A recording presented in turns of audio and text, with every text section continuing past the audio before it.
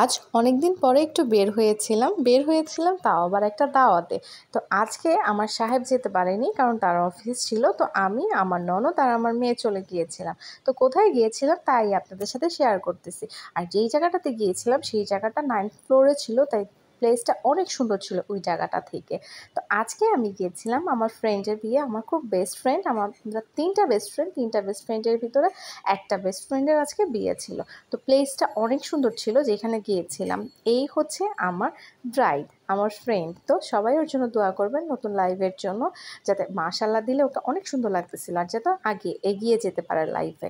তো তারপরে চলে আসার পর বেশি ভিডিও করতে পারিনি, কারণ হচ্ছে আপনার আমার সাহেব আমার সাথে যায়নি। তো বাবুকে ক্যারি করা, তাও আবার শাড়ি পরে, তো আপনারা বুঝতেই পারতেছেন কি একটা ঝামেলা। তো তারপরে খুব বেশিক্ষণও থাকতে পারিনি, মাত্র 1.5 ঘন্টার মতো থেকে চলে এসেছি। বাবু কান্নাকাটি শুরু করেছিল, তারপরে চলে এসে যাওয়ার পর একটু রেস্ট নিয়ে দেখলাম ঘুম থেকে উঠে মা কি জানি বানাচ্ছে। কি বানাচ্ছে মাকে জিজ্ঞেস করলাম, দেখি রুটি এত বড় বানিয়েছে। মাকে বলতেছে, আপনি এত বড় রুটি আমরা তো কখনো খাই না, তাও আবার বিকালবেলায়। তো মজার জিনিস এখনই দেখবেন, এত বড় রুটি। আর এই হচ্ছে ঝুরা মাংস, যেটা আমার খুব পছন্দের জিনিস। আর এইটা নিয়ে আরেকটা ব্লগ, সরি ভয়েস একটু প্রবলেম হয়ে গিয়েছে, এইটা নিয়ে আমি আরও একটা ব্লগ দিব ইনশাল্লাহ। তারপরে দেখলাম মা এইটা দিয়ে একটা কুলি পিঠার মতো বানাচ্ছে। আর এইটা মা এর আগেও বানিয়েছিল। এটা খেতে খুবই মজা, খুবই টেস্টি। যারা যারা খেয়েছেন তারা বলতে পারবেন। এটা চিকেন দিয়েও বানানো যায়, বিফ দিয়েও বানানো যায়। যেহেতু কোরবানির ঈদ গিয়েছে, তার মানে এখন তো সকালে বিফ, বিকালে বিফ, 1 মাস তো অ্যাটলিস্ট কমপক্ষে থাকবেই। তো যাই হোক, এই বিফটা অবশ্য আমার জন্যই রান্না করা হয়েছিল।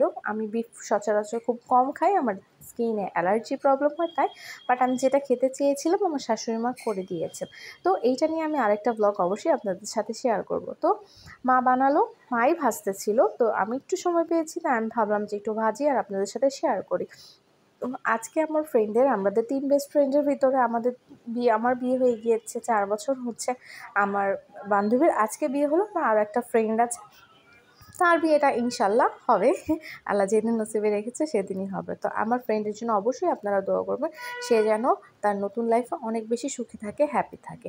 আর এখন লং ভিডিও দিতে গেলে একটু সময় লাগে, তো সময় দেখা যায় যে আমি ঠিক টাইমে, এক্সাক্ট টাইমে দিতে পারি না। তো ভাবলাম যে এখন দিয়ে দেই ভিডিওটা, কারণ আমি তো কালকের জন্য ভিডিও করে নিই বা আগের দিনের জন্য করে রাখিনি আজকের জন্য। তো ভাবলাম আর করে ফেললাম। তো আমার ব্লগ ভিডিওটা কেমন লাগলো অবশ্যই জানাবেন, আর কমেন্ট করবেন। আপনাদের সাপোর্ট পেয়ে ইনশাল্লাহ খুব ভালোভাবে দ্রুত এগিয়ে যাচ্ছি আলহামদুলিল্লাহ। আপনাদের দোয়ায়, ভালোবাসায় ইনকাম শুরু হয়ে গেছে। তো আপনারা এভাবেই সাপোর্ট করবেন, পাশে থাকবেন। ধন্যবাদ। নেক্সট ব্লগ নিয়ে আগামীকাল আবার আসবো।